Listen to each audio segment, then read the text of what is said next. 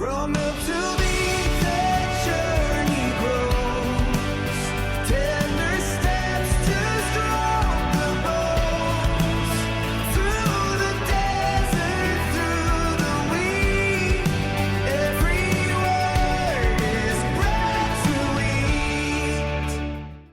All right. Well, we are back for another fun-filled episode of Milk to Meat.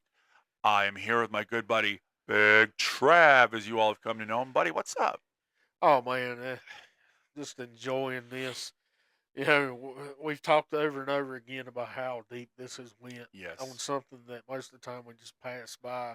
Or that is a kind of a surface conversation and we Yeah, just we just go. It's like, "Oh, okay, here we go." And I got to be honest, this conversation will probably surface again as we go through the different levels, the 201s, the 301s, this conversation will probably resurface again and again and again, to be honest with you, which is interesting. oh Uh, yeah, because even us breaking it down the way we have, yeah, we're just barely scratching the still, yeah. I surface. mean, yeah, we could spend multiple episodes on each point if we. I mean, really and truly, if you think about it, you could spend multiple episodes on each point. But yeah, it's I've been having a blast though. I gotta be honest. I am. I like to learn I do, I do. and to talk it out and Yeah. to read it and to really digest it. Has really made a difference. Yeah, it really does, and you get to go deeper even as we're talking it through, Yeah. on the air here. We're enjoying it. We're having a Real good time. time learning, folks. This is happening in real time. This is fun for us. We hope you're having as much fun as we are, because if not, well, do me a favor, buckle up. We're going to have some more fun here right now. So, we're going to continue on talking about how we should treat believers as family. And Trevor, we're going to talk about something that I definitely, if you know me at all, people will get a chuckle and a laugh at this. Um, if my wife is listening, she will laugh right along with everyone and just roll her eyes and go, "Oh yeah," because I definitely need to be better at this. And that is, we need to have grace-filled correction as we deal with each other. So let me read you this, what it means here. It kind of self-explanatory, but you'll get it when I read it, and you'll kind of laugh and chuckle with me. And that is, when conflict arises, approach with humility, correcting with gentleness rather than harshness, and addressing one's own faults first. Now, the part that really I need to work on is that whole correcting with gentleness rather than harshness. I am Hulk smash. Hulk smash. And I try not, and I will say this, I never mean to be harsh, but the way that my voice, the tone of my voice, the bluntness of the conversations that are Rob Looper come off as harsh sometimes, I'm told. So for all of you who have had that experience, I want to take some time to apologize right now. Please We forgive do me. not have time to name all the names. We that would take a whole 4 episodes, and so we just want to do a blanket apology right now. The Sorry about that. But what we also want to do is we need to. What we do, I do want to talk about that because in Romans 12:18 it says, "If possible, so far as it depends on you, be at peace with all men," because conflicts are going to happen. I mean, that's Without a part of doubt. family life. Okay, so it's not that it's saying don't have conflicts. We're going to have differences of opinion. We're going to do things. Things are going to happen. So really, what it's talking about is how do we handle conflicts, right? And so the idea becomes, let's handle conflict really and truthfully the way Jesus would. Now, I will say this though, Jesus at times he handled it a little, Now, but I'm not going to just say that that's license for us to do that. Jesus, being the reflection of God Himself, knew when it was time, and so we should probably err on the side of caution and not, Yeah. go, well, look, Jesus did it, I'm gonna do it. You know, but I think when people make mistakes, or when we do these things, I think we give the grace we would want to be given In return. in return, and Absolutely. we don't wait till somebody else gives us the grace. We lead with the grace. Do unto others as you would have them do unto you, not as they've I don't even say as they've done unto you, but as they may not have had to do to you because they just haven't made a mistake towards you. Right. Especially if you're me who, Oh you know, boy. because most people just, they haven't done something, anything. So so you just got to err on that side of, they probably would give me grace and He's I'd want working on it, grace. folks. So anyway, yeah, but that way we because again, when conflicts arise, we have to find those good, godly ways to deal with them that make the Lord, I don't want to say happy, but that please the Lord in our dealings, and also keep family peace. So, but yeah, so and then there's this one we need to camp here probably for a minute, but intentional community, Trav. Um, Prioritizing church. You and I have had conversations about this. Yeah.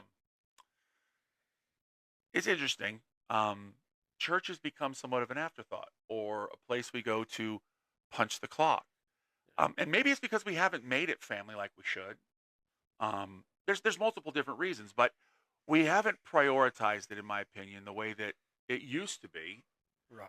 And the world does that. The world has really encroached. I think the enemy has done a good job of making us so busy that we don't have time. But I think it's up to us to make sure that it is a priority. Um, Yeah, we have all the responsibility here. yeah. Yeah. Look, it's hard to get up on a Sunday morning because that's just some really good sleep. Oh, And yeah. Or a it, Wednesday or whatever. Yeah. yeah, and things tend to go wrong Sure. or whatever. Something around the time church is going to happen, Yeah. something, whatever it may be. It's just, and we know it's a tactic of the devil. If he makes it Sure. inconvenient, we'll just say we're not doing Yeah, absolutely. Yeah, we're like, nah, we got other things.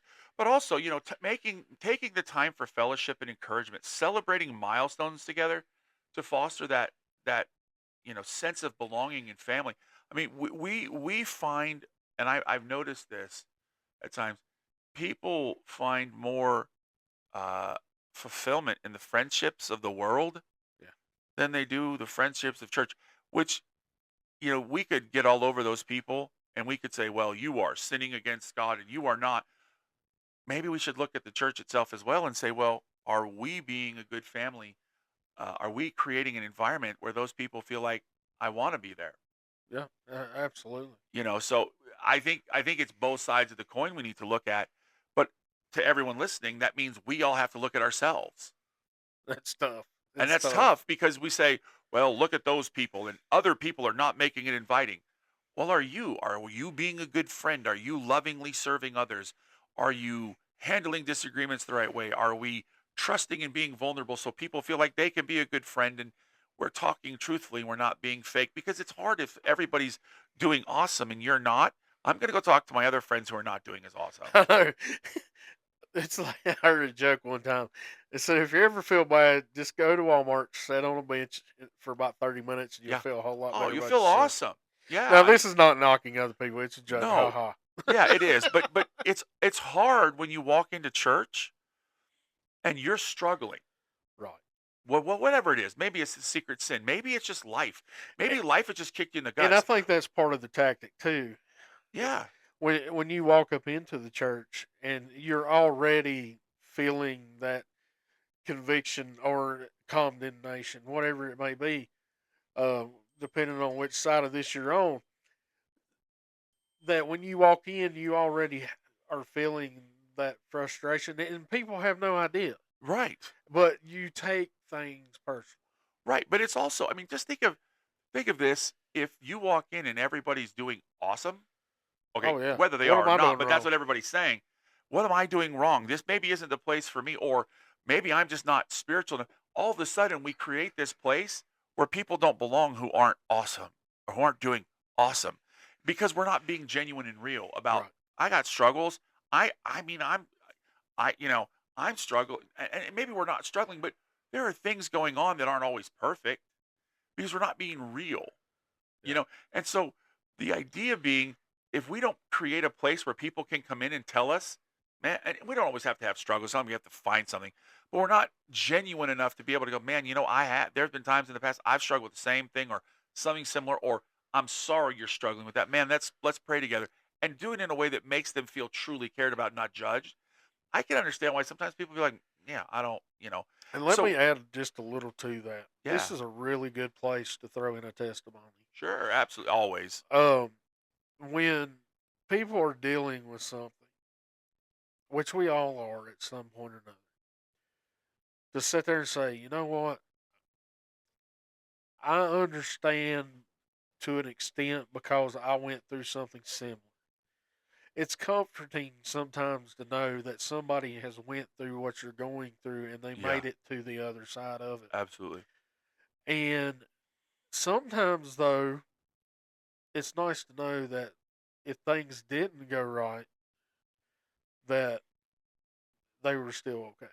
Yeah, And it goes back to once you become saved, it doesn't mean your problems start or stop. It just it means they change, and like I said before, they increase with intensity. And it is my personal opinion. And so, when I've talked to people in the past, and they walk up and they're like,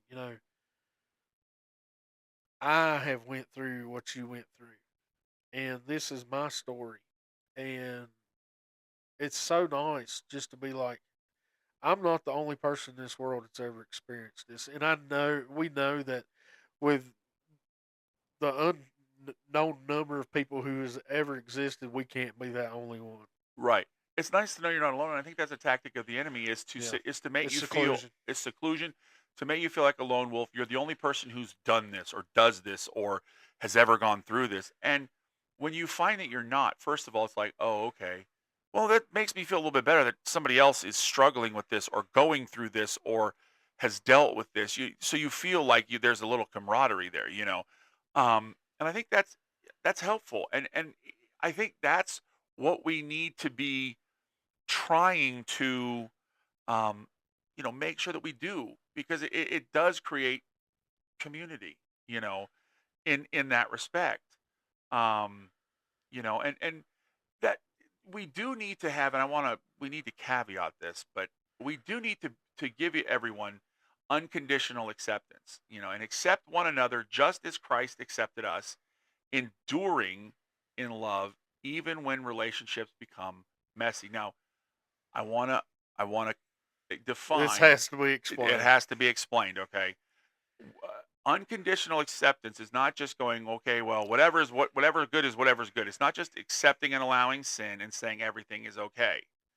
Unconditional acceptance is saying, you know what, we love you as a person, and every person, no matter who they are, deserves to be seen as God sees them, which is this, as God's creation, deserving human kindness and dignity and respect.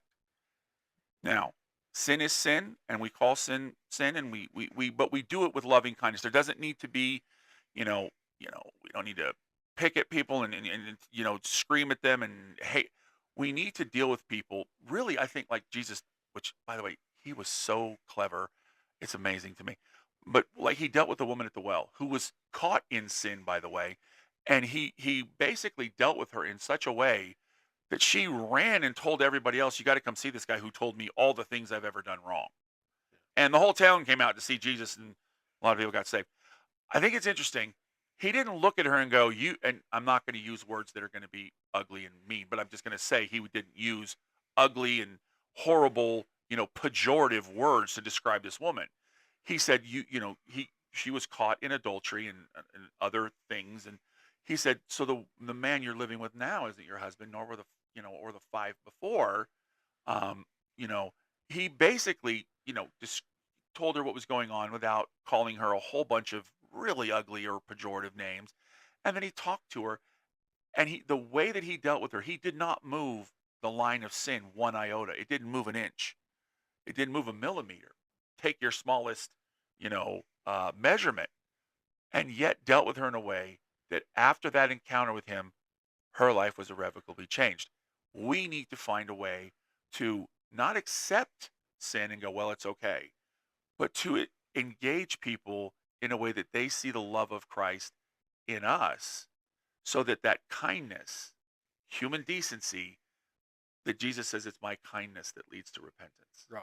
And that's the unconditional acceptance that we agree that everyone deserves common decency, human kindness, and to be treated with respect. Now, we can disagree, that's fine. Sin is sin. Right. But we can at least agree that they deserve human decency and respect, and at least we can have a conversation, and that's what, again, unconditional acceptance. Let's not. I don't want it to mean something that it's not. Right.